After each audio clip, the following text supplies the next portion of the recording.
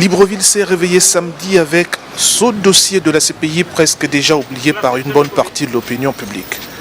Mais pour mémoire, à la suite des violences post-électorales de 2016, Fatou Bensouda, saisi par le gouvernement, l'opposition et la société civile sur les exactions de cette période, avait commis une mission au Gabon en juin 2017 pour entendre les différents plaignants sur les arguments qui fondaient leur démarche.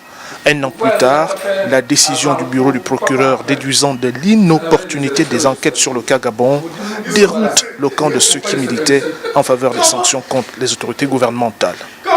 Il ne pouvait pas se déplacer s'il n'y avait rien qui pouvait faire en sorte que quelque chose de plausible puisse se cacher derrière ce dossier. Il ne se déplace pas n'importe comment.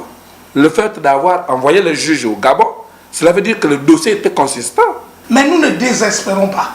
Le combat pour les droits de l'homme, pour la justice pour les victimes de 2016 va être poursuivi sur plusieurs fronts. Georges Paga et le pasteur Georges Brunongoussi avaient porté ce dossier auprès des parlementaires européens à Bruxelles, aux Nations Unies et à la CPI.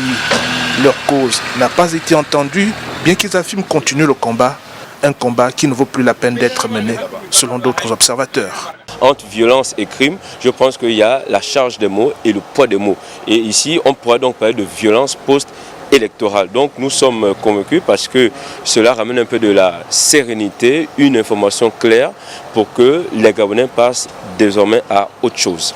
Pour sa part, le gouvernement gabonais, dans un communiqué rendu public à la télévision nationale hier soir, prend acte de la décision de la CPI qui appelle les différentes parties à l'apaisement.